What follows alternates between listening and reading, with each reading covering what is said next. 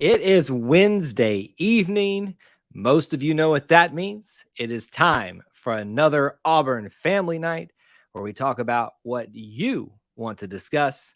It is all about your calls, your questions, and comments. You pick the topics because this is your show. Let's get into it right now.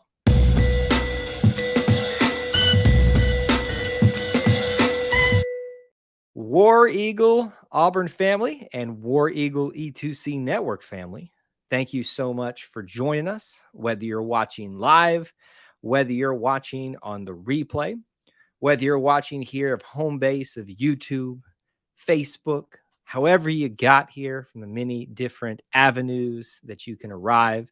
We appreciate you arriving at the point that is E2C Network, where we share the Auburn experience. This is a Wednesday night Auburn family live stream where it is basically open mic night, open phone line night.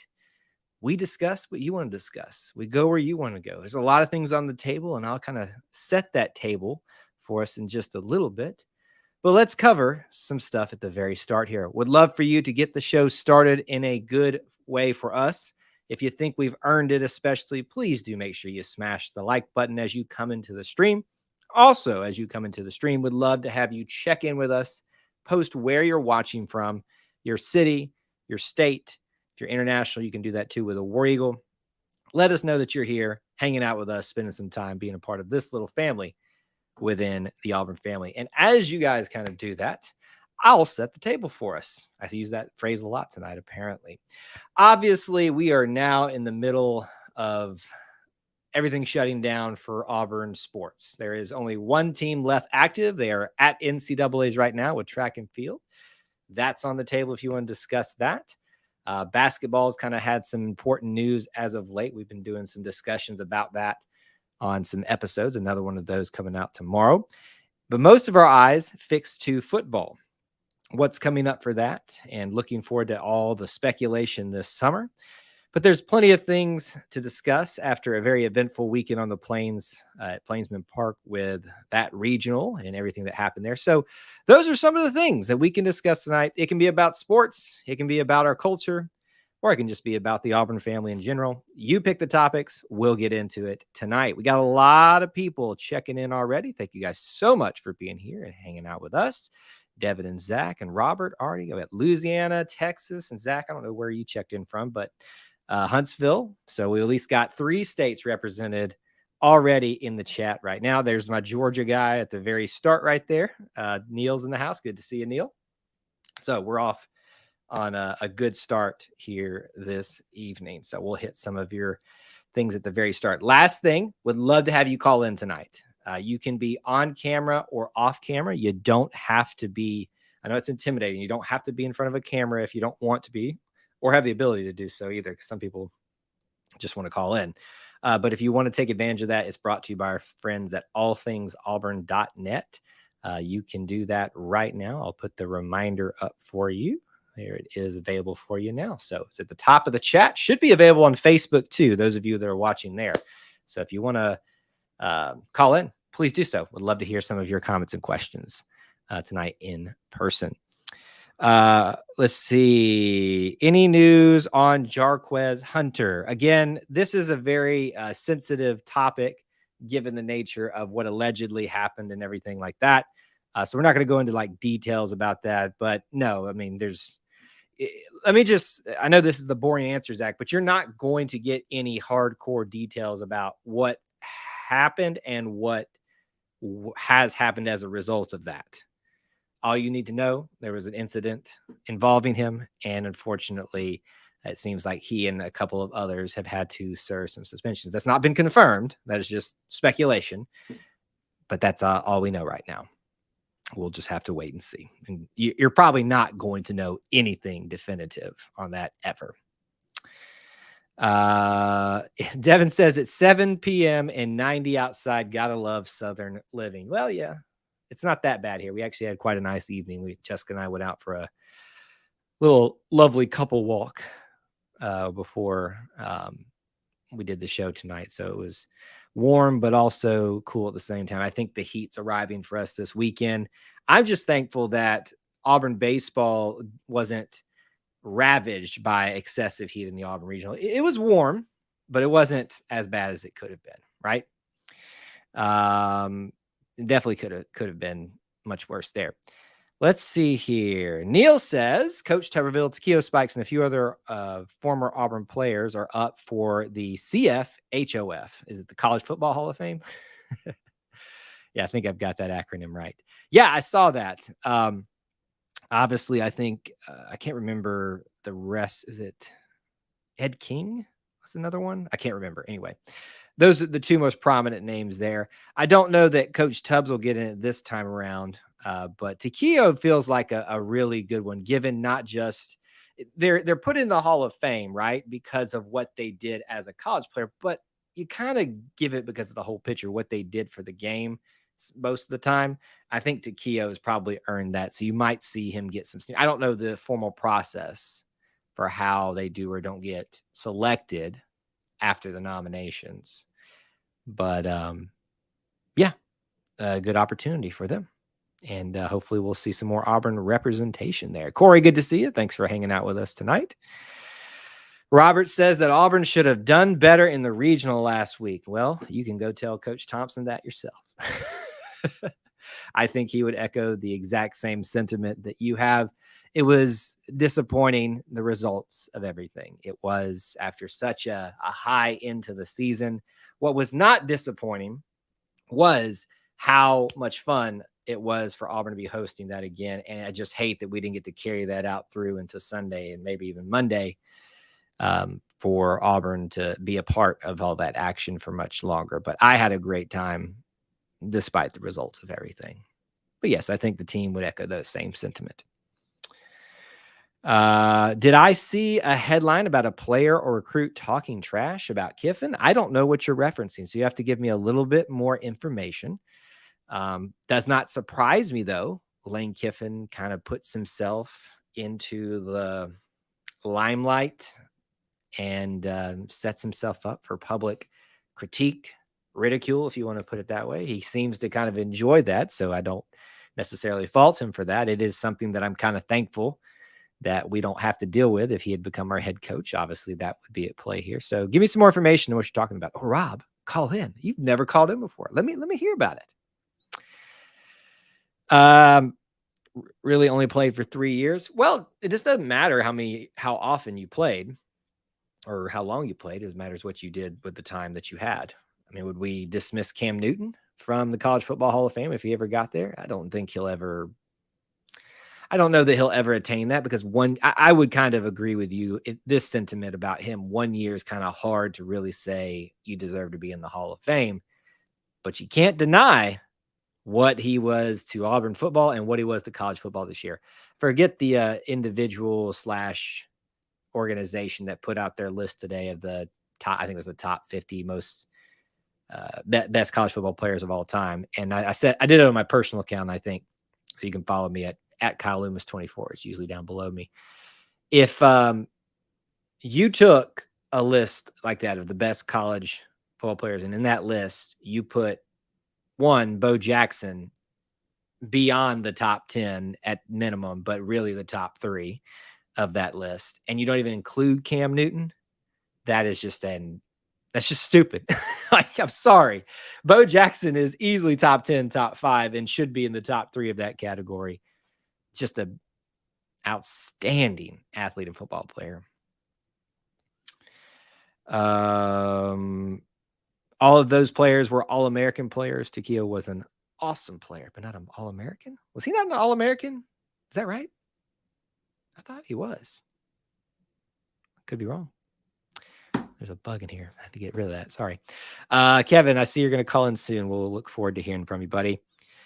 Devin says that Auburn football's latest video got me hyped for the season, when just last week I was saying I needed a break from Auburn sports. See, that's the thing about being part of the Auburn family.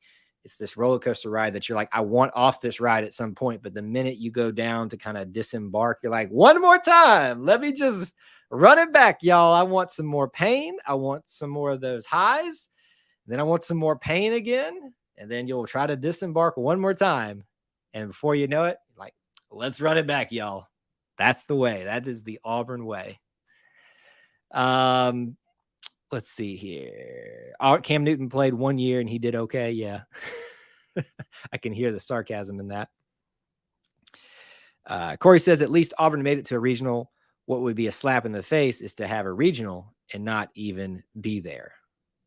Can you do that? Like, the whole point of a regional is that you're the host team. Like, interesting. Is that happened? Did that happen this time around?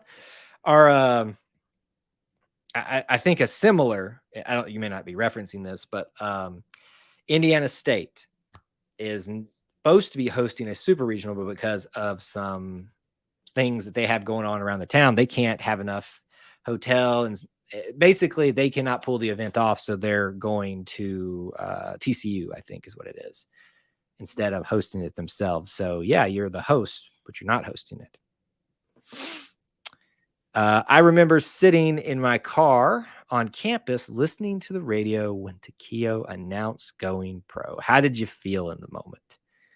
I think we all have those moments where we just, I hope this player stays one more year, one more go round, and just rips your heart out. Today, we posted a video. I hope you guys will go watch it, where Matt Donaldson, one of the co-hosts of the Jungle podcast, was on. We talked about Janai, Dylan, and Jalen deciding to come back.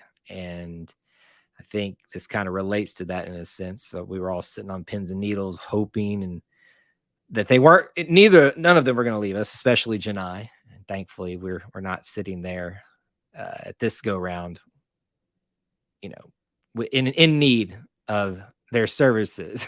Thankfully, they're going to be here for Auburn. I think last year, back to around this time with Walker and Jabari, you all think back too. Remember how everybody was like, they're going pro. There's no ifs, ands, or buts about it, especially Jabari. But then Walker Kessler kind of burst onto the scene too, and really made a name for himself. And I remember there was a time where Walker Kessler was more sure of a thing, at least in the speculation game, in people's minds, the talk on social media, than Jabari was to go pro before they had announced. Think about that. That's how good of a year the two of those had, that they can kind of interchange. And maybe because of NIL, we're entertaining coming back. Probably not, but we were at least fan-wise, we're having these conversations. So we know how that ended up. It's nice to see Takeo on campus year after year. It's one of the great things about being part of this little thing with the Auburn family. And I'm not going to sit here and act like Auburn's got some exclusive deal where we're the only ones with our alumni that come back to campus and stuff like that. Of course that happens, but it just seems to happen a little bit more often. It just seems to happen a little bit more significantly and in more special ways than it does at some other universities. And look, I've got my orange and blue glasses on. Of course, I'm looking at everything through an Auburn lens, but I would ask an opposing fan base to produce to me some of those examples with the frequency, with the special nature with which our alumni, even whether they're some big names like Bo Jackson or some of the names that people maybe have forgotten by now, get back involved and try to be back here as much as they can. It's a pretty special thing that we have. Let's see. Takeo is a good cornhole player. Do you know this from experience? I can't imagine him I feel like he would launch it and kill somebody basically just with all his muscles he has. I will say I love having, and I'm assuming he's going to continue this year, having him on the SEC network as kind of our Auburn representative. Gene was that for the longest time, but he really wasn't Auburn anymore. But, he's always going to be that head coach that won the national title for us. So it's good to see Takeo there. This has just become the Takeo segment, the Takeo night, which is why I love this show, because we just go down these rabbit holes. Really wished his cousin Brandon Spikes played for Auburn. I remember that. Yeah, a lot of the times the family dynamics can help us, legacy type of situations, but that one is definitely one where it didn't work out. Our claim to fame against Bama is at least our players last more than 2 years in the pros. Yeah, I mean, that's fair. If you're talking about NFL or NBA, I think you could probably make that case either way. All right, we got our first caller tonight, so let's let me wet my whistle real quick and let's say hello to him and talk to the guy, Mr. Optimism. What is going on, Mr. Kevin? How are you doing? War Eagle, Cal. Where are you heading to, sir? You're like on the road here. What's going on? I'm going to Illinois tomorrow. Going to Illinois? Yeah, for a mission trip. Okay, mission trip. Nice. What you gonna do anything fun else while you're there? Work. Well, hey, listen, I'm sure there's some good that'll come from that. We're building a new church for somebody. Excellent. Well, glad to hear that. Glad you're using the precious summertime that you have to help others. That's great. And hopefully you'll have some War Eagle moments up there while you're up there, right? You're gonna be wearing some Auburn gear to support the fan base. Yeah. What's on your mind tonight? How about the running back from Andalusia? When is he coming to Auburn? Is Jamarian Burton? Is that who you're talking about? Yeah, Jamarian Burton. So he is a 2024 commit. So you have a whole year, more than a year, before you will even see him sniff campus. Now, I don't know if he's an early enrollee. I haven't looked that far into it, but he's committed now. So which means he could sign on the early signing period if he qualifies, which is usually in December, which means he probably would be on campus for spring practice. So maybe you see him in less than a year's time, but probably he won't. All the football players just got to campus, most of the ones that hadn't already arrived this week that were part of this last class transfer otherwise. Probably won't see him for a year, so have to hold our horses to see him in the orange and blue for now. Do you think we can flip 2 Alabama commits? I sure hope so. Do you have 2 in mind? Is there particular ones that you're thinking about? Perry Thompson from Foley High School. Yeah, I figured that was one. And that other dude from Clay Chalkville. He's got the hard to pronounce last name, doesn't he? I think that's. See, here's the problem when you do podcasts and video. You got to actually talk good for a living, and I can't. So I'm not even going to try to pronounce it here until I figure out how to do it.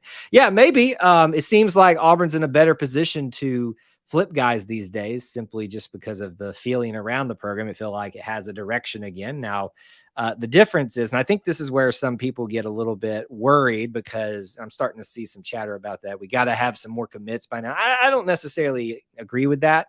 I think that, they will come along as we get a little bit further into this game. We kind of got that initial hype with Walker White and some other players deciding to come on.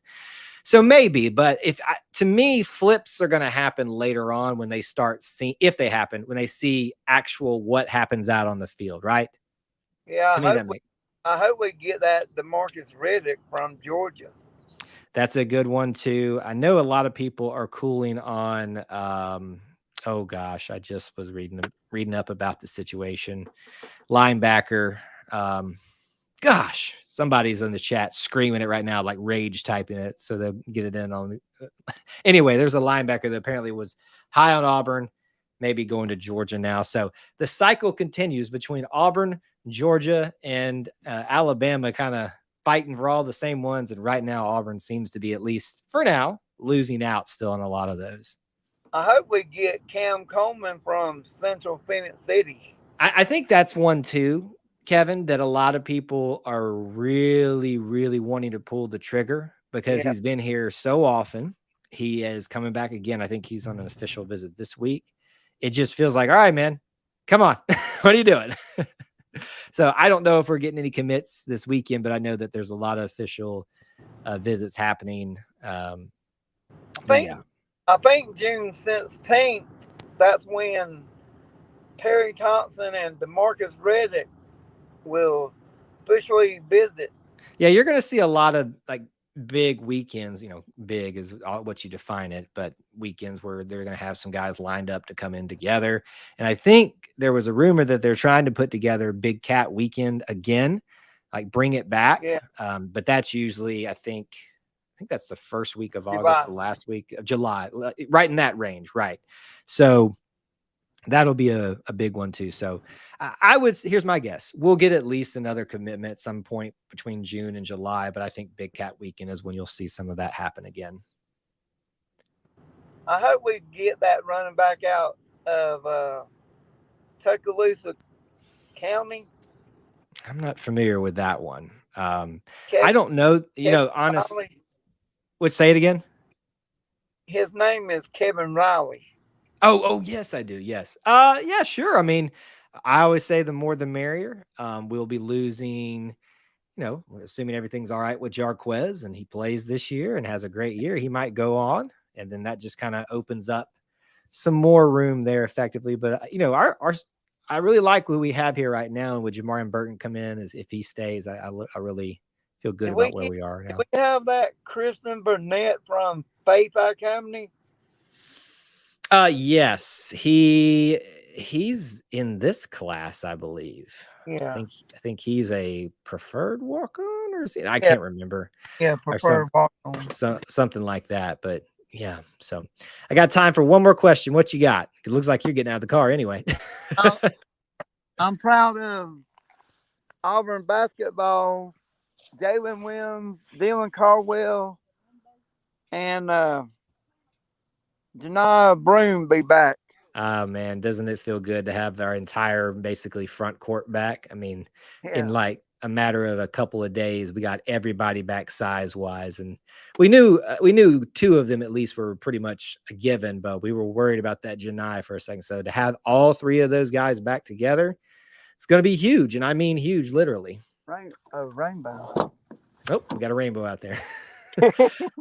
All right, Kevin. Well, thank you so much for calling in tonight. Looks like you guys are taking a break from the road, so I'll let you take that break yourself. Hopefully, I can see you on September 2nd. Yes, sir. Let's make it happen. I'll be at Tiger Walk. Come find me there. Yeah, War Eagle. Bye. All right, War Eagle. Bye. Good to talk to you. All right. There's Kevin calling in. He's usually a regular for us. We'd love for some more of you to be regulars. Hit the link at the top of the chat. It should be available on Facebook too. It should be pinned to the top of the YouTube chat. So call in if you'd like. I'd love to hear some of your comments and questions tonight, things that you're interested in. Can be anything, really. Congrats to Derek Hall. I don't know the specifics, but I know what you're referencing here, Rob. I think, and correct me if I'm wrong, the uniqueness, the importance of why you're saying congrats to Derek Hall. I know he signed like his contract officially today, but I think sometimes second rounders don't, I would say I know second rounders don't get as much as the first rounders, but I think like they get less guaranteed. And I think there was something significant with his deal today where he got a little bit more than was unusual. But to me, I think when you get a guy like Derek Hall in your organization, and thus far through his life, you've seen the body of work on the field and off the field and what he's meant as a leader. And you want to invest in someone like that, even as a rookie, because not only do you know he can produce on the field, you also know that he can produce as a person, at least to this point. Everybody grows, changes, makes mistakes. We leave room for that type of discussion. But there's not much that you can say about Derek Hall that isn't positive.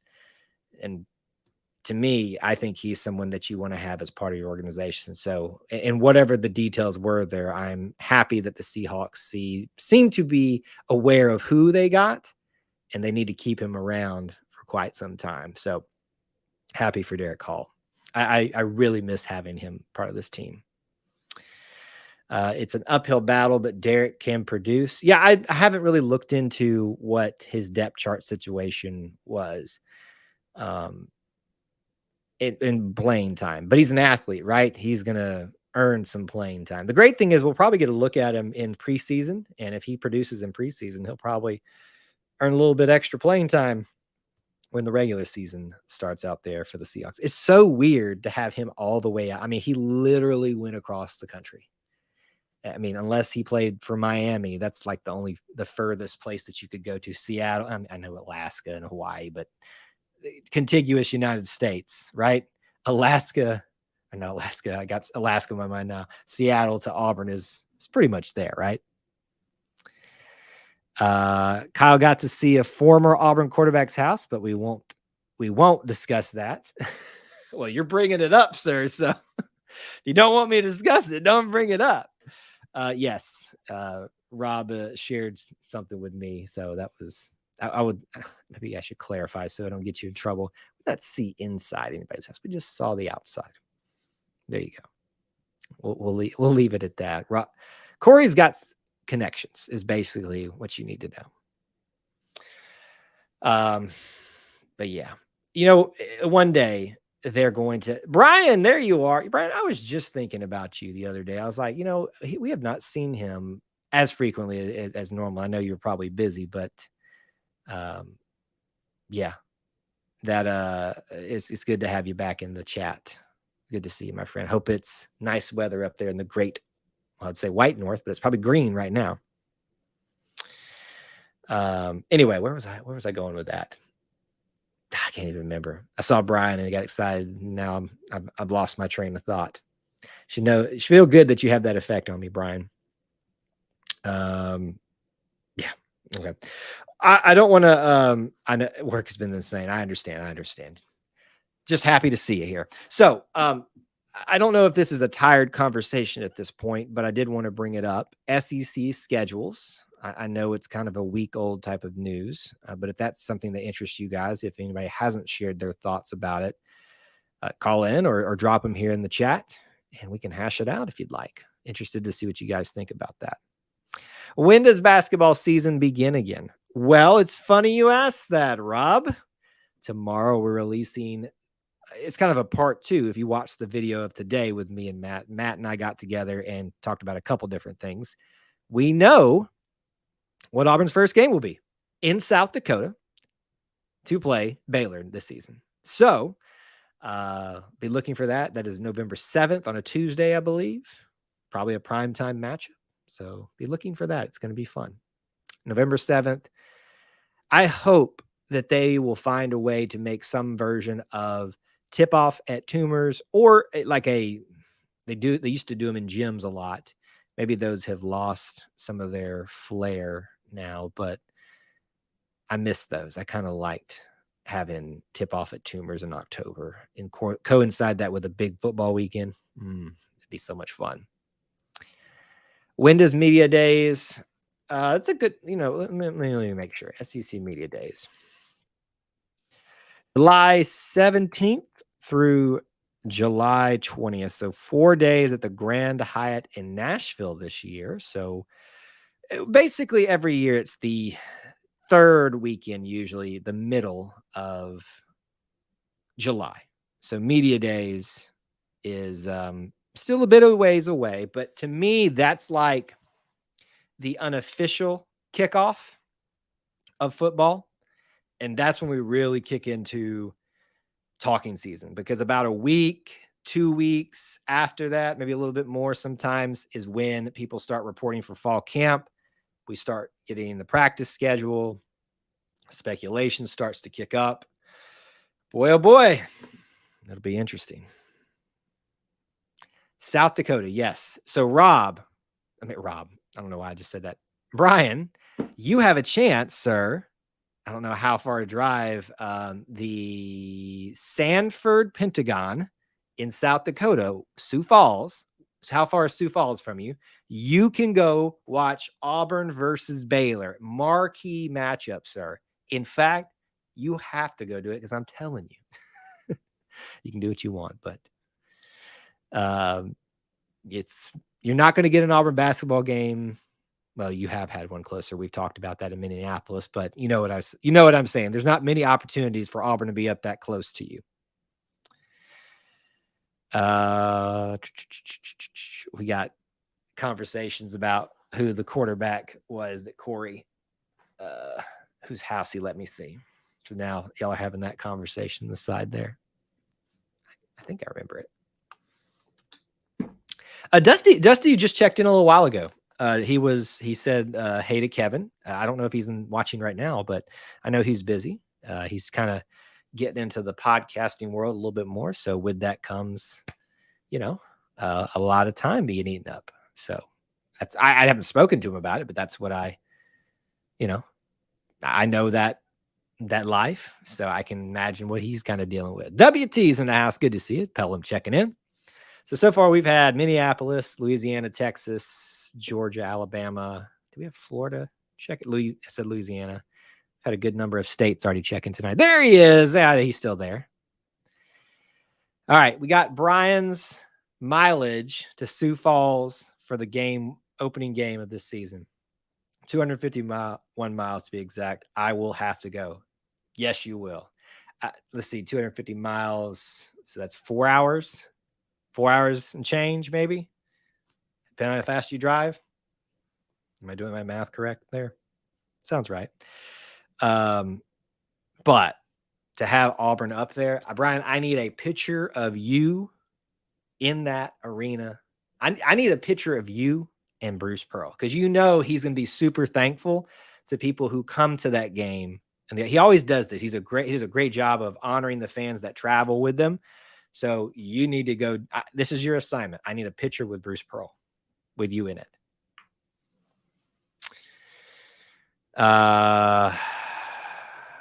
Let's see here. Google says 427. So it's you might want to think about staying over the night. I don't know what else there is to do in Sioux Falls, but hey, why not, right? Yes. See, I know, Dusty. All right, we got our next caller in, so let's go ahead and say hello to him. We'll get back to some of your comments and questions, but next up on the line, we have got Gregorio. What's going on, sir? Good to see you again. Hey, what's up, Kyle? How you been, man? I've been pretty good. What about you? Just enjoying a little bit more free time. As Dusty was saying, when you get into this world, it eats up a lot of your time, but there's still plenty to talk about. You just find maybe a little bit more free time every now and again. So trying to balance all of that. All right. So the main thing I wanted to talk about was actually basketball. Let's do it. So with Janai Broom coming back, I was wanting to know what your expectations were for this season. Yeah. I think I've set not a high one, I guess an average one. Sure. I think it'd be a pretty good season if we at least go to the Sweet 16. Yeah. Maybe be top 3 in the SEC, because I got a feeling Arkansas is probably going to be really good this year. Yeah, it does seem like Arkansas has kind of inserted themselves into that upper echelon, right? You had like Auburn, Kentucky, Tennessee, and Alabama has kind of had a little staying power. We'll see if that maintains. But Arkansas has also always been part of that group of 4. It seems like Arkansas is starting to insert them. So your question was, given that Janai is coming back, what are expectations from me? I think it's fair to expect Sweet 16 run from a Bruce Pearl program at this point, given that we don't have major attrition and it's not being replaced, which that was this year. The people that left, we filled those needs. Maybe we'll find out, plussed in some areas too. So if we take last year as the benchmark, what we were able to accomplish with that, and we take the assumption that we plussed it, we only got to the second round. So I think a Sweet 16 is fair assumption. And I would say that most years with Bruce Pearl, I think Sweet 16 is should be the expectation. It's kind of like when people ask me every year, and it's the conversation we have every year, what's Auburn football going to do? My default is 8-4 just to start off with until I get a better look at things. To me, a Sweet 16 run should be expected at this point for Bruce Pearl, but that's just because of the high bar of expectations that have been put up there. So I think that's fair personally.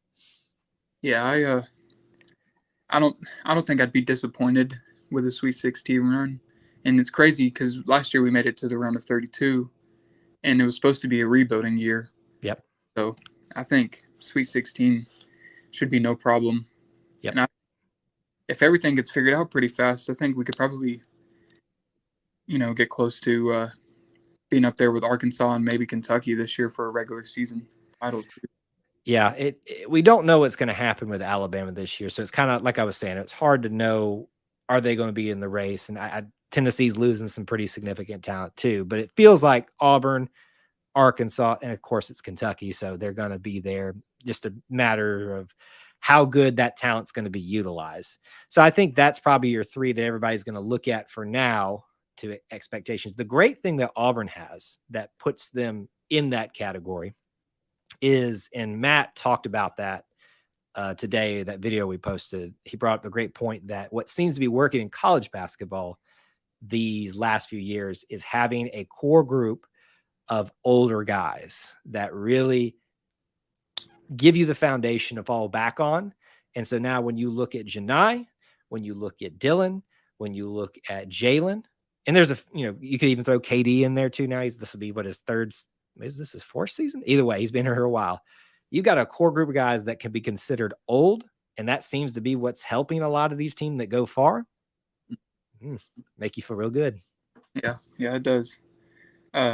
Also wanted to talk about, you brought up the the 8 conference game schedule. Mm-hmm. How do you feel about it? I don't know if you've already talked about it. Yeah, it's a conversation still worth bringing up. Yeah, we've talked about it on and off. I don't mind having it as long as it was going to be a placeholder. This 8-game, maintaining 8 games and not going to 9. And I was very happy that was very clearly stated. This is temporary. We're going to reevaluate. And so it doesn't feel like we're locking into something that obviously a lot of people don't like. I think everybody wanted us to go to 9. I think every other conference wanted us to go to 9 so we could beat up on ourselves a little bit more, right? So it's heading that. We all know where this is heading, 9 conference games. It's just a matter of doing it the right way, because if it was a simple process, they'd go ahead and do it right now. I mean, originally, think about this. They were not planning on Oklahoma and Texas coming until 2025. It just now became available for them to be here in 2024. So that's one less year you had to plan to work out the schedules that were already in place. I'm just happy it's a placeholder for now, but it feels like the stepping stone to what we're going to get. And I'm intrigued what that is. So I'm fine with it for now, just to kind of generally answer the question. Yeah, I think I agree with you. A lot of people's complaints have been, oh, well, maybe they don't want to play Georgia every year, or maybe play Georgia every year. I think I kind of like playing Georgia every year. Yeah. I know recently Auburn hasn't had the best of luck when it comes to beating Georgia. Right. When you think about it, it's a pretty important game, especially for recruiting, because that even if we do good this year against Georgia, I don't think we'll win. But if we show that we're in the game, unlike last year, I think recruits will look at that and be like, maybe I can go over there and be the difference to put, that much closer to beating Georgia again. Yeah, because you want to be part of a team that looks relevant to the conversation. Even if the relevancy doesn't put you on the positive side of the equation, you at least made that equation a lot more complex than it originally was. It wasn't a simple 2 teams show up, 1 team steamrolls the other, as it maybe has been over the last couple of years between Auburn and Georgia. So I agree with that. I think looking formidable will do a lot for a lot of the recruits. Yeah, I think that might be all that I wanted to talk about. Awesome. Good questions. Well, let me give you one to end in the night on. If you had your way, would you pick divisions being kept or 4 pods being switched to for how we divide this thing up? I don't think we're going to get either of those things, but if you had your pick, pods or two pods or 4, let me start that over. 4 pods or 2 divisions. I think I'd like the 4-pod method. Yeah. Just because of, I don't know, I think it would be a lot better, a lot less confusing too, because I haven't watched college football that long. Like I've watched it since I was a kid, but I haven't understood it the way that I do now. Of course. Yeah. And I was only I think I was 8 years old when Cam Newton played at Auburn. So I really couldn't understand. Right. So when I was a kid, I was always confused about hey, why is Missouri in the East? Yeah, I'm still confused about that. That kind of thing. So I think the 4 pods would be a lot better, and it would be new. It would be different. But if they stayed, if we had to choose and they decided to keep the East and the West, I'd be fine with it just because of how long it's been going on. Whatever gets us more SEC football, that's what I want. I think that's what most people want anyway. And we know that something's going to change even past 2024. We just don't know what yet. Gregorio, is great to hear from you. Thanks for calling in, and it's good to see your face. You too. War Eagle. War Eagle. All right. You guys can take advantage of the call-in link if you'd like to as well. It's up at the top of the chat. Should be on Facebook too. I don't know if it's pinned up. I don't think I can pin it the way I had done it there, but you can be off camera, on camera, doesn't matter. We'll go back and hit some of these comments until we get another question. Real quick though, I want to remind you of our friends at allthingsauburn.net. You'll see the logo up at the top right there. This way, Kyle. It's mirrored the other way. Check them out, allthingsauburn.net. Miss Tanya is one of the best Auburn people I know. She will give you a great Auburn experience. If you need a place to stay, the Auburn Game Day Center is where they're located, right there next to Mama Goldberg's. I mean, you can't get more central than that on campus. I mean, I guess you can, but there's no places like that. So check her out and All Things Auburn for a place to stay at Auburn and have a great Auburn experience. Neil brings up Auburn, or JHS, needs a retractable roof. Are you going to fund that? I mean, yeah, that'd be nice. But I think we just need to fill in that other end zone right now and then go from there. Let's win some ball games and then we'll talk about it. All right, we got our next caller. I think this is Mr. Brian from the Great White North. What's going on, sir? Man, you just made my whole day with this whole Auburn at South Dakota thing. I mean, that's you must have been busy if you missed that news. That was a pretty big announcement. I did. Seriously, I missed that news. Work's been insane, but that makes me really, really happy. I understand. I've never, as weird as this sounds, I've never been to South Dakota. I look, it's kind of like me going to Mississippi. I've been through Mississippi just because of the nature of traveling, but I don't have a reason to go there. I can't imagine you having I know there's monuments and things like there, but like there's no big amazing. There's no Disney World to go to South Dakota. Exactly, but if Auburn's playing Baylor, I'm there. Exactly. I mean, this is not Auburn going to play South Dakota. This is Auburn going to play one of the perennial powers. Right. Maybe powers is a strong word, but perennial teams that is relevant to the conversation. This is going to be a good matchup. Yeah, they're both teams that have in recent years in the last 5-6 years become very, very relevant. So it's a very good, and I'd go if they were playing South Dakota. Yeah. I mean, that'd be worth the trip. But to play Baylor, it's I think I'm excited for it to be November. So, do you know? I know you have a Minneapolis or a Minnesota Auburn club. Do you know if there's a Dakota's Auburn club up there? I don't, but I'm going to find out. Were talking. The only thing that kind of stinks about it is that it's a Tuesday, but yeah, and it's going to be November 7th, so that'll be fine. Yeah. Is it election day? It'll be election day. If it's a Tuesday, it will be. Yeah, that's a good reason to go. But there you go. You could avoid all that. Yeah. No, but I'm pretty pumped. I've got for sure going to the Iron Bowl. That's on the calendar now. Awesome. This.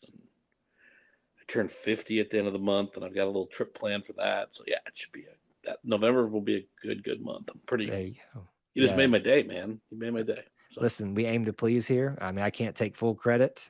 Mike Burgermaster and his who's the I forget his position on the team, but he's the one that does all the scheduling. So if you're happy, thank him. All right, and getting that figured out. And then I think I posted on social media the other day. Saturday morning. I was out for a walking across the bridge over the Mississippi River, and this woman looked at me and did a double take, and she's like, "Auburn, War Eagle." And I'm like, "Yep." Are you an Auburn fan? And she's like, "My kid went there." I'm like, "Well, War Eagle, there you go." There it is. So, they happen everywhere. I love getting that in Minneapolis. Absolutely. And normally it works out, but the most frustrating thing is when you see somebody with Auburn gear on, you yell War Eagle and they don't respond. Like they clearly heard you, but they don't respond. Like that is the most offensive thing that you could ever not say to me.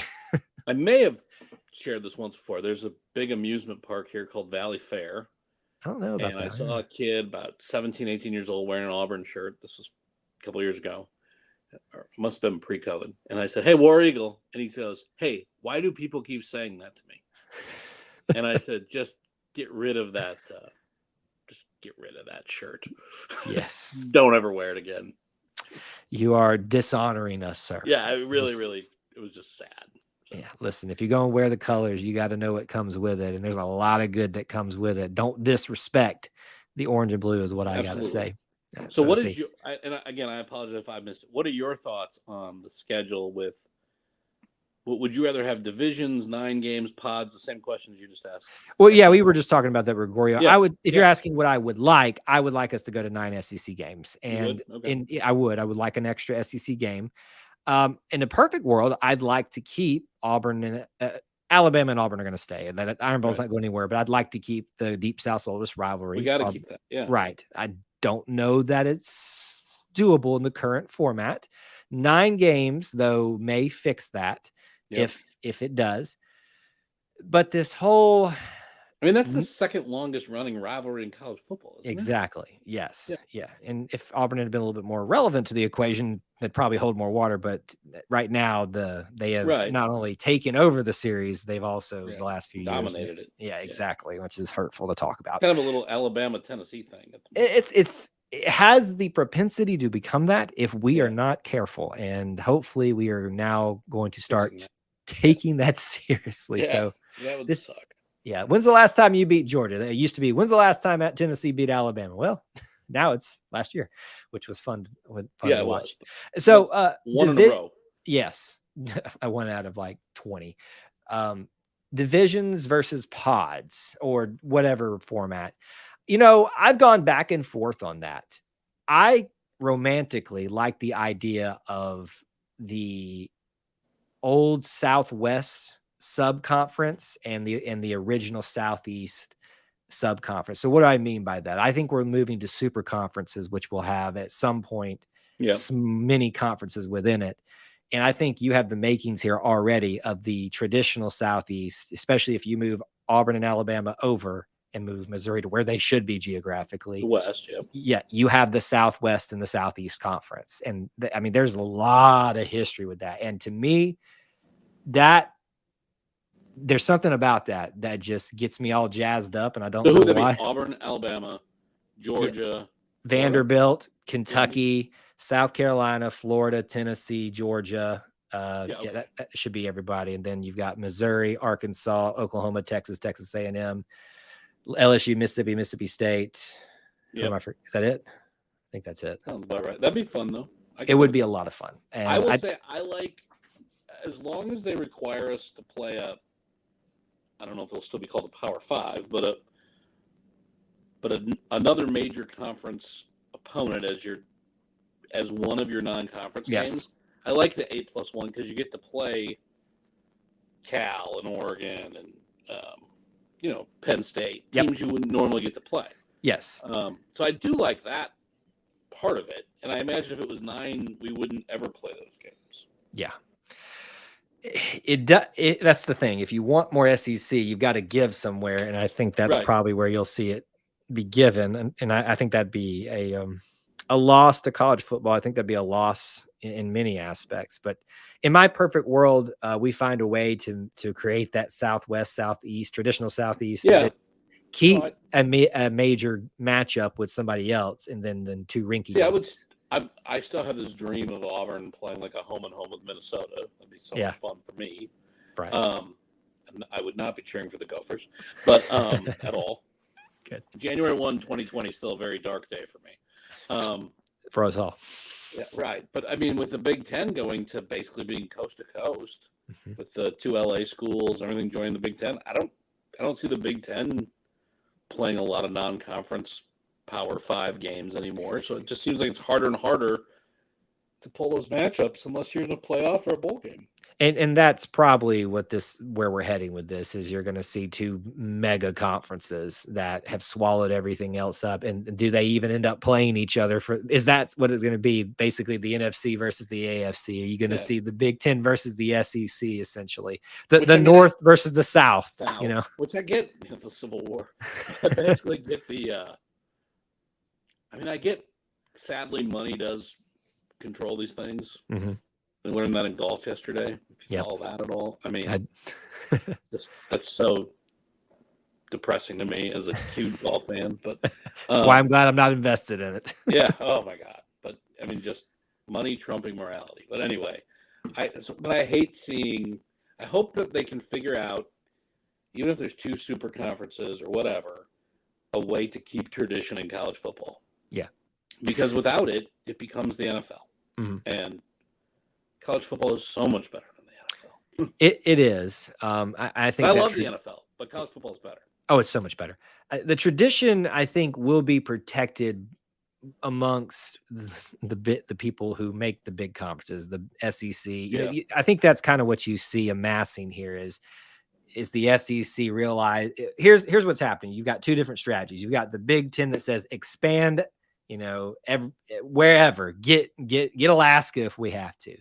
The SEC is being very strategic, expanding their footprint for marketing purposes, but doing so bringing in traditional rivalries, things that make sense. And so you've got a nice just coalescing all together. So when people say it makes sense to bring in Florida State, it makes sense to bring in Clemson. I'm like, yeah, it does. But what else? It needs something else other than just the rivalry and the geographic factor.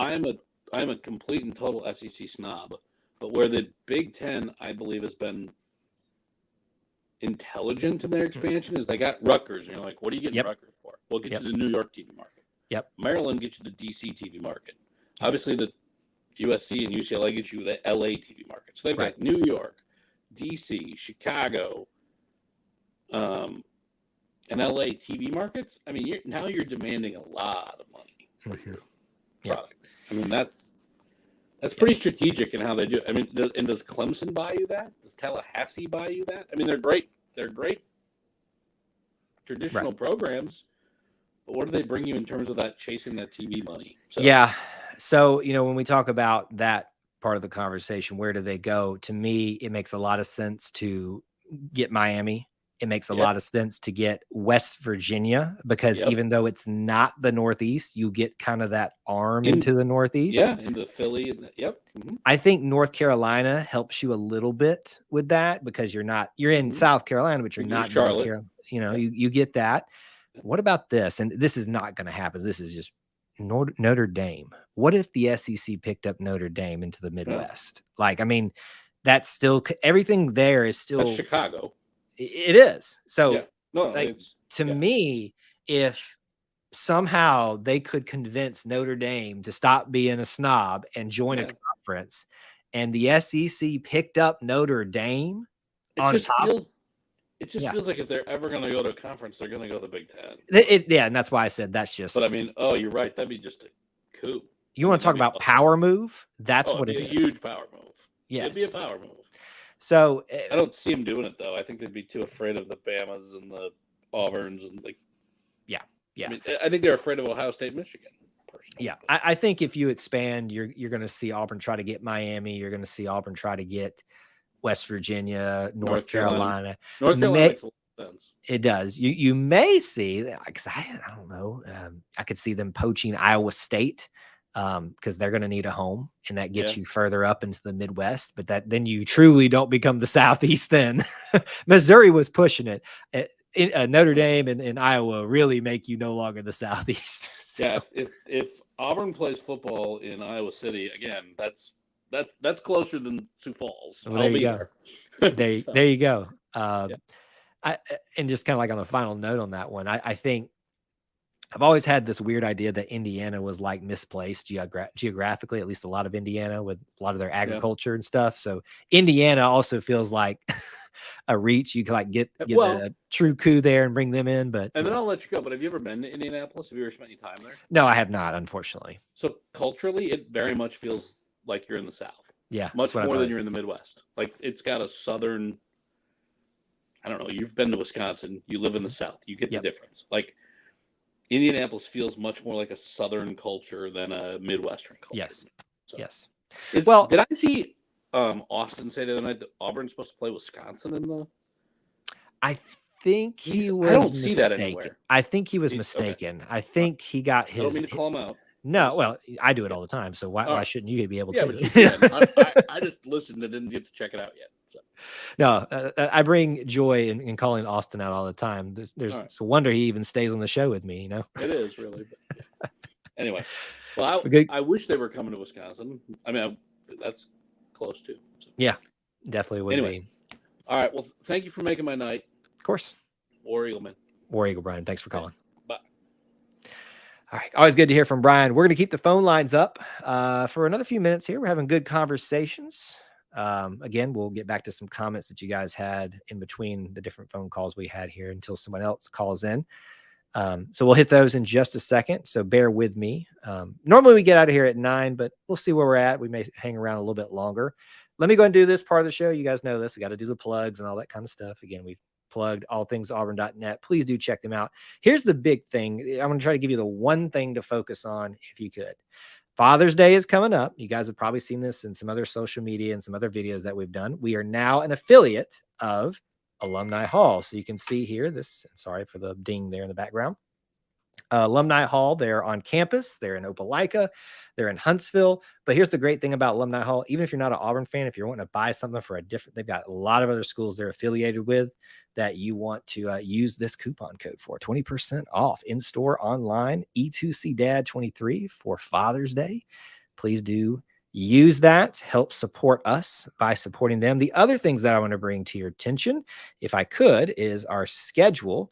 The Auburn Experience, episode 39 this Sunday at 9 Eastern time. If you'll stay to the end of this live stream, it should take you directly over there to go ahead and hit the like button, hit the notify me bell. Even if you're subscribed, it's helpful to do all those things, because it'll help you be notified, but it also will help people know that, hey, they're missing out on something. So that's a huge help for those of you that do that for us in advance.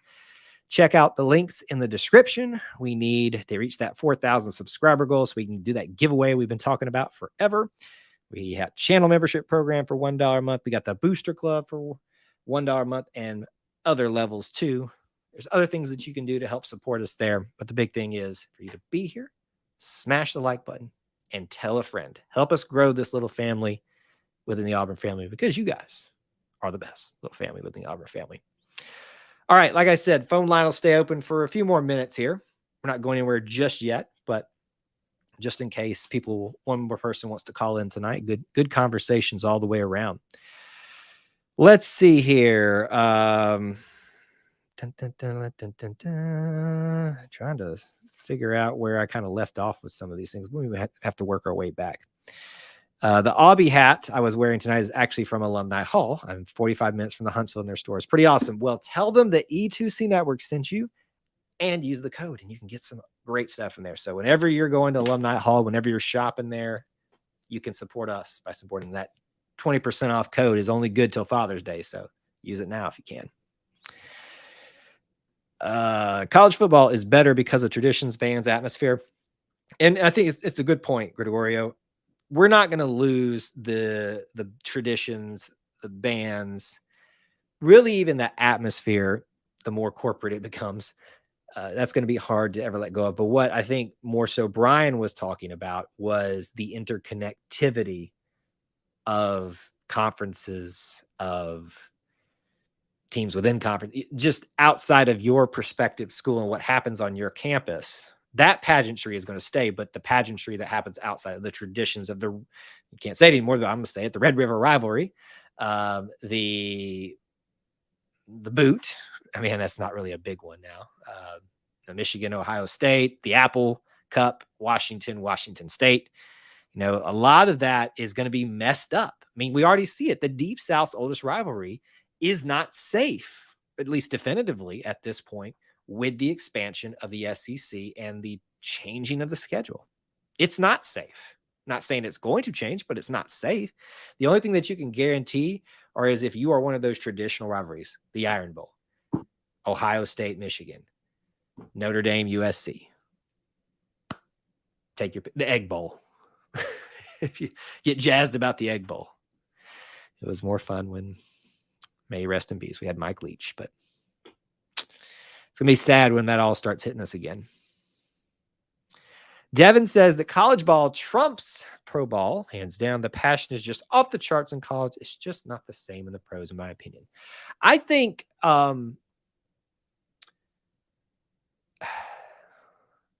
I think it could be there. I think the money ruins everything. And that's why so many people have been vehemently fighting against what the NIL has become, all that kind of stuff. Money tends to ruin everything. It's the root of all evil, right?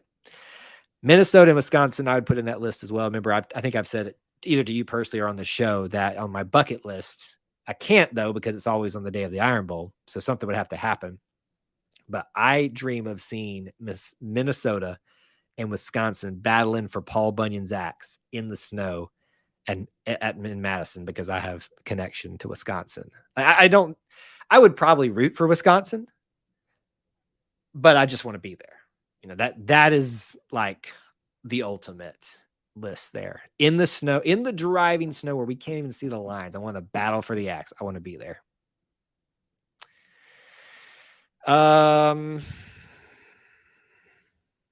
If the SEC can get Texas to give up their superiority complex, they could get Notre Dame. There's a little bit more at play with Notre Dame. A little bit more, but your point still stands. That was a tall mountain to overcome. I think the one advantage that the SEC had in their battle to get Texas was they were in a dying conference. I mean, it's going to survive, but not the way it used to. Notre Dame is not, it's been just fine on its own. And so you got to prove to them that they're going to, they've made this deal with the ACC where they get all those teams to play against. Now, I think what makes Notre Dame finally bite the bullet is when the ACC breaks apart and the Big 12 breaks apart. But if everybody just signs them up to play them, people come a knocking, they're just going to do what they want to do and run how they want to run. Okay, let me go back, see if I can find that one. I see that now, Gregorio. I like I said, I'm trying to work my way back and find all the questions. Here we go. Gregorio, would you rather write a check to upgrade Jordan Hare first, or make sure that Butch, or we give Butch a contract he couldn't resist? Heard rumblings about Mississippi State wanting him. You're going to hear the Mississippi State rumblings every single time something comes available there. So have they fired their head coach again? Is that true? Like, is that a thing? I've had it told to me from someone who seems to be pretty well known that the biggest issues that Butch, and I shouldn't say Butch, those affiliated with Butch have had is the lack of investment in the program in terms of facilities, just staying relevant in that, in the arms race, so to speak. It's funny, the arms race is baseball. You're seeing that now. So I think that is going to help that. But to your question, would I rather write a check to upgrade JHS first or make sure Butch? I'm all about stability. The stadium will be filled if you win. You can't replace what Butch does. So I'd pick Butch. JHS upgraded here was an answer for you. Butch first. It's a good question. It really is. I think they're both valid. I think about what maintains Auburn as a whole. And it's two different programs, right? But I like the fact of what Butch Thompson time and time again does. He will find a way to win and make this team that he's coaching relevant.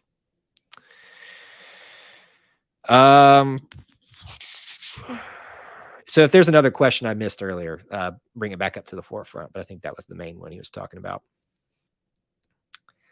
Notre Dame has more rivalries with Northern teams than Southern. I would not expect them to come to the SEC, but I'm sure money would be the ultimate answer.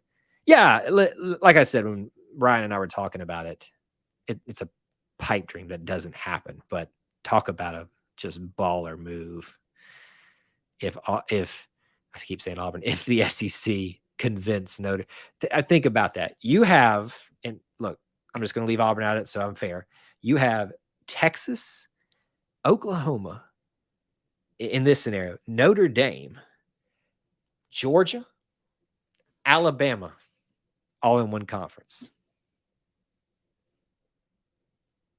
Tell me there's a better conference. Drip edits. FSU. I love Auburn. But FSU is my aunt's favorite team, so I'm going with them in the College World Series. On the Women's College World Series, I wasn't aware they were still in it. Unfortunately, I check out of such things I check out of the College World Series for the men too. I'm somewhat privy to what's going on a little bit, but yeah. If Auburn's not in it, I typically lose interest in it. Butch first, but JHS needs it as well. Two very important things. I think, of course, I'm going to say this and it's going to not end up that way. I think we're okay with Butch, given the investments are being made where he needs it now. Money talks, though. And he's got a lot of history with Mississippi State. But I think he understands. I hope he understands the special place he has at Auburn right now. In the north end zone, is that the right one? It is the right one. Yes, that one's been rumored for eons now. It just doesn't feel like it's going to come anytime soon. Right now, so the priority is getting the baseball stadium. The money's already there and the plan's already there, getting it done this offseason. Then it probably shifts to getting the basketball arena addition / renovation done for the practice facility.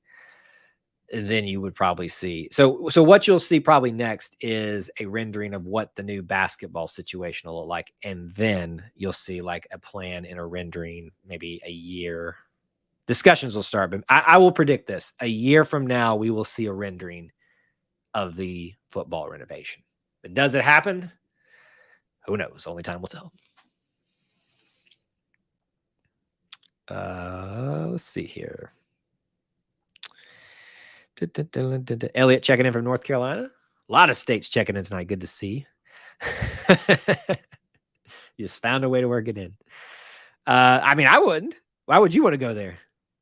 There's a lot of them in between there, though. Do you think Mickey Dean will get fired? Is there something going on? Is it just because of all the attrition? I don't know.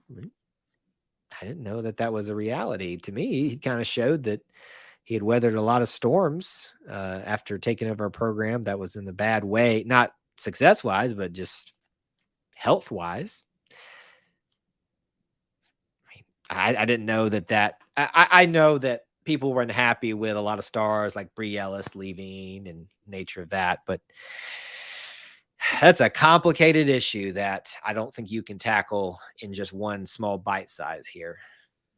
So to answer that, I have no inclination that he's going anywhere, but I will say that I talked to someone recently and said that, yeah, there's some unhappiness amongst the program, and which was fueling some of the attrition, but I don't know. There's a lot of talent there still.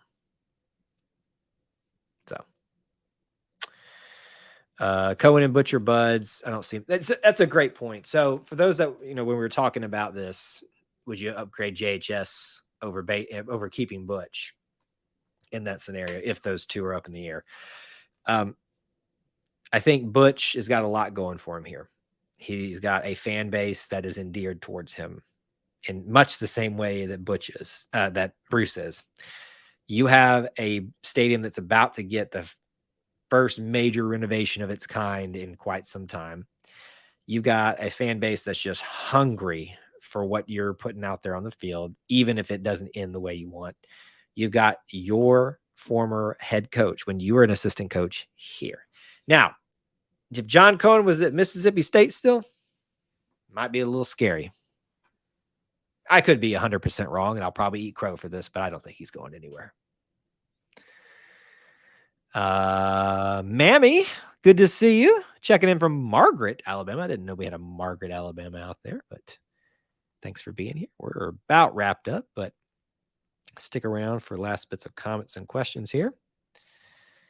I think the softball situation is sadly more about NIL not being focused on women's sports than solely on Dean. Again, so how do I even broach this topic without leaving some part about it that offends somebody?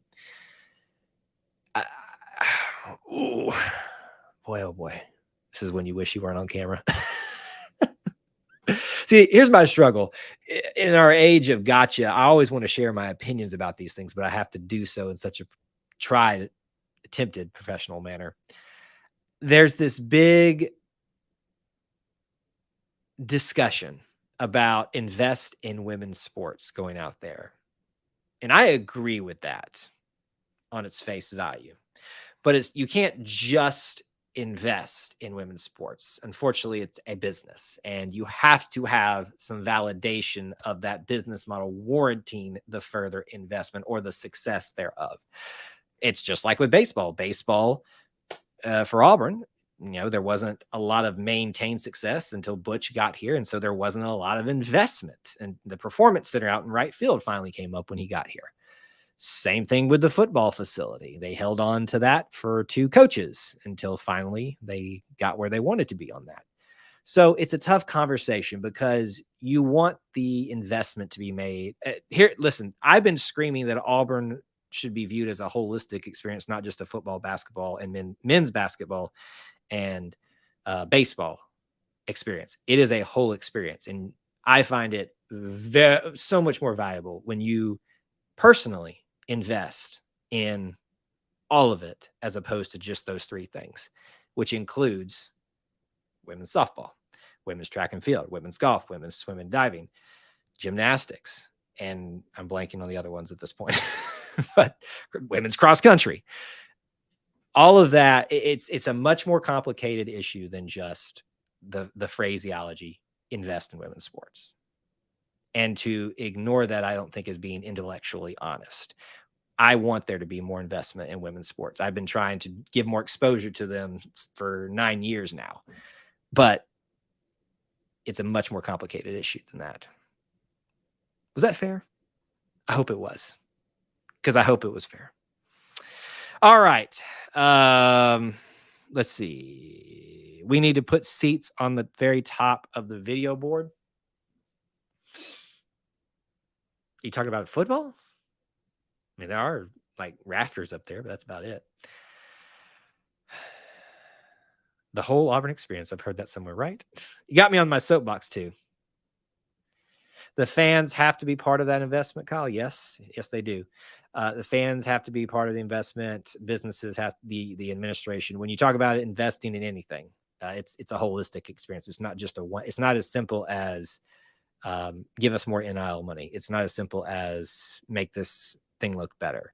People got to show up too. But the part that's missed out, you got to give people a reason to show up, because if they're just showing up because they're supposed to, or they're writing that check because they're supposed to, because it's an obligation, then it doesn't last. It's not real. There's a reason that we look back. If you've seen on social media today, a lot of Clint's done this, a lot of sharing about the women's college World Series run that Auburn had in 2016. Yeah, that sounds right. That investment, that specialness came because that team, we saw the trajectory of where it was going and what they were able to accomplish at that point. And thus you saw an expansion of the seats and stuff with that. It all coincides together. And that's why I say it's a bigger conversation than just invest in whatever you want to insert into that, if that makes sense.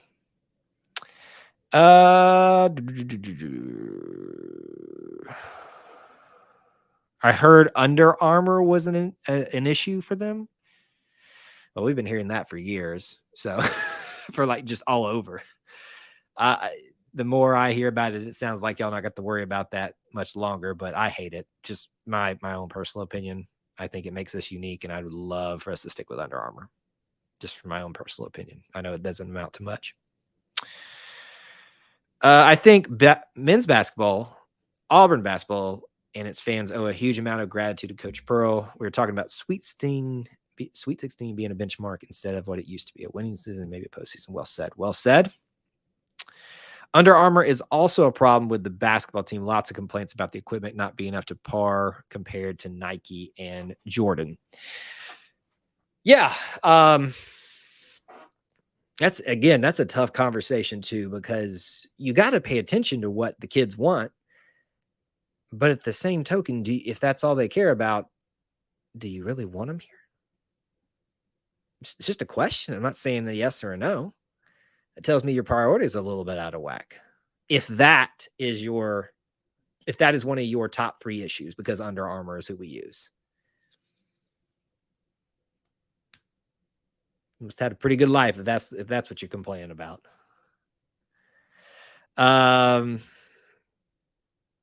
They definitely need to drop Under Armour. You might see it happen soon.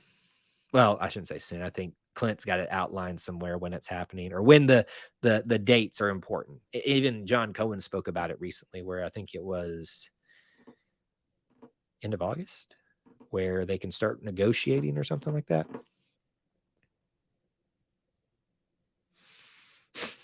It's interesting. I abhor Nike, but I think it would benefit the athletics team. Yeah, it's fair. It's fair. I would like, if we change, I want us to go to something kind of off the beaten path. Adidas kind of feels like that a little bit to me. I've never been like really a big fan of Adidas, but I think we could benefit from differentiating ourselves from Alabama. It's been one of our biggest selling points. Start with that. There was an entire live stream dedicated to uniforms and companies a while back. Seems like I remember that one too. I think we've done several of those, haven't we, Neil? We'll probably be doing it again. Well, if the equipment is bad and it's causing injuries, then yeah, I wouldn't want to play for a team with that equipment. So I would like to see some of those examples. Like, you may not be able to give them here, but I'd like to see like definitively, like this athlete said this, I have a problem with this because of this problem, not because I heard this through the grapevine. I'm not saying that's what you're saying, Devin. There's a lot of these things that there's this idea that floats out. Under Armour sucks and our athletes hate it. But then I never see anything solid on that. Just message board stuff or social media chatter about it. Somebody heard somebody that heard somebody. So I'd like to see it. Defective equipment would be a major issue. We could go to British Knights. What? I'm missing that one. Anyway, it's another big conversation that's worth having every time it comes up. But the novelty factor, the differentiating factor is what I like about Under Armour. What are the other SEC teams using? You've got Alabama with Nike. I think Florida is Jordan, so the offshoot of Nike. Mississippi State is Adidas. South Carolina is Under Armour. And everybody else is probably a mixture of Nike and Adidas. Anybody else know? I still remember Auburn having Russell as their outfitter. Yeah, that's what I'm kind of talking about. I'd like for us to do something a little bit new and different, make our own, kind of like we did with the Under Armour deal. British Knights? No, I'm not. I don't know. I don't know what that is. Thank you, Devin. Give me the 411. I want to know. Shoot it to me in the Booster Club. Speaking of which, those of you that, at least those of you that, I know we got a few of you in the Booster Club, those of you that you actively use it, I'm going to maybe this next week reach out to you guys about a time to do a little investors meeting of sorts. I'd love to see what you guys think. Reebok pumps. There you go. Russell, you got here late, but you got here. I keep saying we're going to be done soon, but we're still here. We got into some big conversations. Kangaroo shoes were legit in the 80s. Interesting. Yeah, look, it seems like the answer is go to Nike, go to Adidas, one of the two. In that scenario, I'd like for us to go to Adidas, but I'm not smart enough to know who's the better brand and all that kind of stuff. I just want something a little bit different than some of our traditional powers. Let's look at Georgia Apparel. Who is with them? Georgia Apparel brand. I think they're Nike too, if I'm not mistaken. I'm sorry, I know this is terrible content right now, but it's not readily coming up to me who they use. Oh, was that it?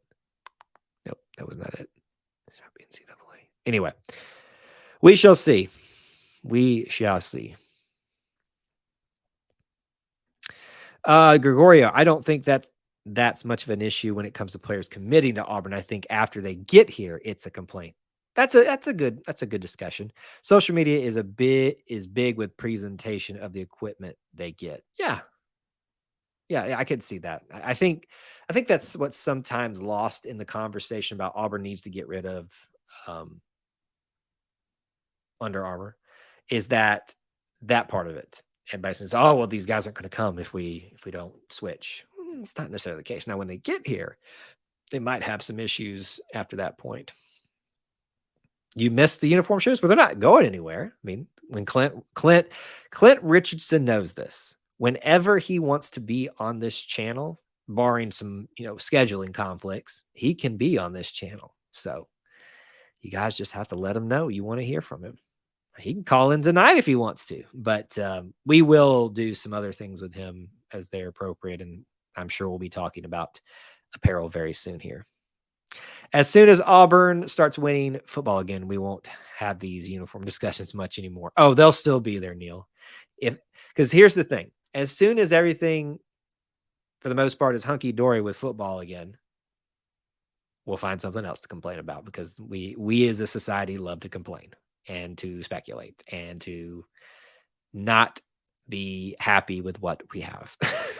And I'm saying that about me. That's just human nature, right? I've wanted to move on from Under Armour since they gave us those weird 2011, 2014 uniforms. I don't remember those exactly. The hockey uniform show. Oh, man. So I'll tell you this, guy. I'll do my soapbox for a second here for things like this. And I know you're being serious, but also, understanding that we will do things like that more often when you guys can continue to show, I say you guys, it's not y'all's fault, but we have to continue to grow the show. And unfortunately, you have to, pulling the curtain back here, telling you how the stew is made. You have to be very careful with what you put out here on YouTube, especially, because if the more things that do less well, it hurts the things that do well. Does that make sense? So we would like to get to a point where we're big enough to where doing some of those smaller things that only a very small group are invested in won't hurt us as bad. Does that make sense? And this makes me sound sleazy, but it's kind of how it has to be. But trust me, we're not done out of the business of talking about things like hockey and things of that nature. Yes, Clint does that every year. If you missed it, go follow Clint Richardson at Clint AU24 on Twitter, Clint Richardson, or the Auburn Uniform Database, any other place you can get it. Every year he talks about the D-Day story of Coach Jordan being a part of the invasion and tying that back to Auburn and all that stuff. So definitely go check that out. He does a lot of hard work to invest in that type of stuff that people don't know they are interested in until someone puts it out like that. So please support him if you can. Yep, exactly, WT. So, as much as I preach, let's do stuff about softball. You guys have to show up, and I'm not saying that to guilt you, but the other audience that's not here has to show up too. And you guys can help us by helping us build the brand and become large enough to where that's not a issue as much anymore. But we're going to insert it where we can. You're always going to see a video here about softball, a video here about track and field. We do that's why we do podcasts. Podcast is a little bit different. You can kind of just put it out there into the nebulous cloud and people can get it when they want to. So that's where we do the equestrian show, the track and field show. But there is, for those of you that have forgotten, there is a second YouTube channel here where you can get all the audio podcasts too. They're on traditional podcast format, but you can get them there if you'd like to. So subscribe there too. There you go. Another plug for me. Just read that Auburn hasn't had a player selected in the College Football Hall of Fame since 2009. Is that true? Is that true? I guess. I mean, I can't recall anybody. But is that like bad? I mean, I would imagine there's a few teams that meet that category. I'm just asking. Because obviously you brought that up for a reason. Do you think that's like too long without one? Yeah. Clint's got a wealth of knowledge out there. Wealth of knowledge. Will there ever be a show dedicated to E2C Dustbuster show? Honestly, I can't even remember which one that was at this point. So for those of you guys that have time, go back and comb through the archives and find the War Dustbuster. I couldn't. It was obviously where Clint was. So that narrows it down a little bit. Oh, the War Dustbuster. If that's what I'm known for at the end of all this, man. College Football Hall of Fame has enshrined 8 players from Auburn, but the Tigers haven't added to the Hall of Fame roster since fullback Ed Diaz was part of the class of 2009. I was going to say Ed should be in there. So it's Pat, Bo, Ed. Who else? Is that it? Only those 3? Shug's in there, isn't he? Surely Shug's. Well, he didn't. He won a national championship.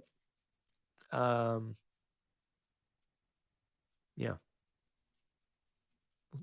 Anyway.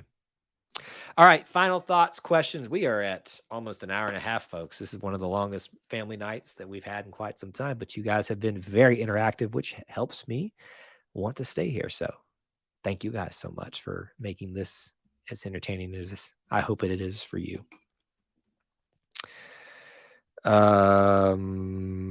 Still would love an E2C gathering on a Friday night in Auburn before a football game.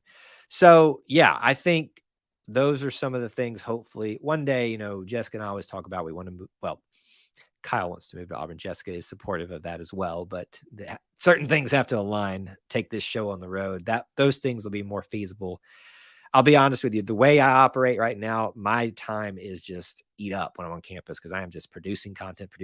Doesn't mean we can't do something. There's some things changing this year.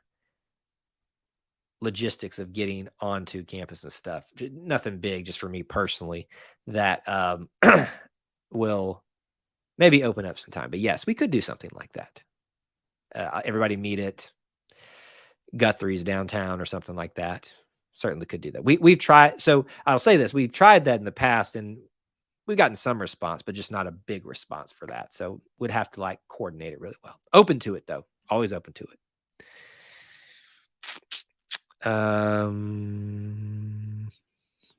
War Dustbuster was a crazy stream. Yep. What a stream it was. All right, guys. Thank y'all so much for being here, for hanging out with me, with us, being part of our little family within the Auburn family. Hope you'll stay to the end of the stream. It'll take you over to the next stream. Hit the like button, hit the notify me bell. Don't miss Sunday night, which will be our live recording of episode 39 of the Auburn Experience podcast. Stay tuned throughout the week on social media here, everywhere, podcast, everywhere you can get the stuff. Because just because our next scheduled live stream is until Sunday doesn't mean something else won't come out. Always stay tuned and stay connected with us as much as you can, everywhere you can. And I appreciate you guys for being part of our little family within the Auburn family. Until I talk to you again, War Eagle.